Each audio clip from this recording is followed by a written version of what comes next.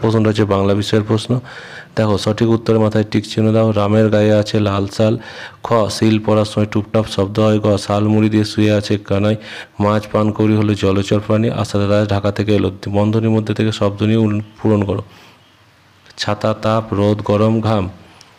আজ খুব রোদ, আজ খুব গরম, বাইরে চড়া রোদ, রোদের তাপ খুব, ড্যাশ গড়িয়ে পড়েছে, ঘাম গড়িয়ে পড়ছে এবং ছাতা মাথা দিয়ে যাও।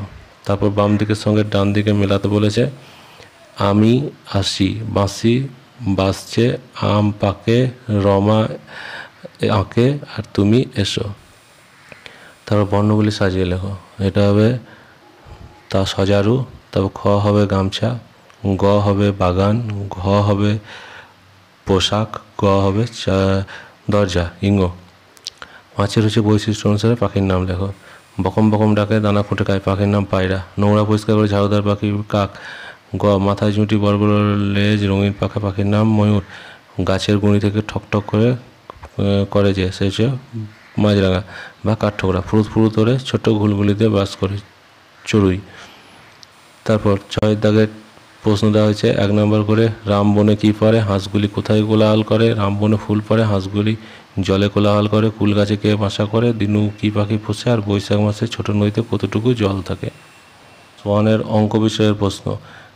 প্রথমে দেওয়া হচ্ছে সঠিক উত্তরের মাথায় টিক চিহ্ন দাও। 1 বছর মানে হচ্ছে 12 মাস। 17 সংখ্যাটি এককের অঙ্ক হলো 7। অসমানের প্রতীক হলো প্রথমটা যেটা সমান চিহ্ন দিয়ে কাটা আছে। 4 থেকে 0 নিলে থাকে কত? 4। এবং 2 অঙ্কের ক্ষুদ্রতম সংখ্যাটি হলো 10। ছোট থেকে বড় হিসেবে সাজাও। 7, 6, 1, 3 আছে, এটাকে সাজালে হবে 1, 3, 6, 7। তারপর আছে 8, 4, 8, 6, 7, এটাকে সাজালে হবে 4, 6, 7, 8। তারপর পরপর যেগুলো আছে এগুলো তোমরা নিজেরা করবে। তারপর বড় থেকে ছোট সাজাও দেওয়া আছে। এখানে 3, 8, 7, 9 আছে। 9 তাহলে প্রথম বড় হবে 9, 8, 7, 3। এভাবে বাকিগুলো করবে পরপর। তারপর বাম দিকের সঙ্গে ডান দিক মেলাও। 7 যুক্ত 2 সমান হচ্ছে কত? 5। তাহলে 4 নম্বরে যেটা 6 যুক্ত 2 সমান 8। 8-এর সঙ্গে ম্যাচিং করবে। 9 থেকে 3 বিয়োগ করে হয় 6, ওটা ম্যাচিং করবে। 2-এর সঙ্গে 5 যোগ করলে হয় 7, এটা ম্যাচিং করবে। তা ফাঁকা জায়গায় গ্রেটার দ্যান লেস দ্যান দাও। 8 greater than 5, 3 less than 6, 4 less than 9, আর 7 হচ্ছে গ্রেটার দ্যান 2। যেটা হবে বড় সংখ্যা তার দিক থেকে সবসময় অ্যারোটা ছোট সংখ্যার দিকে যায়।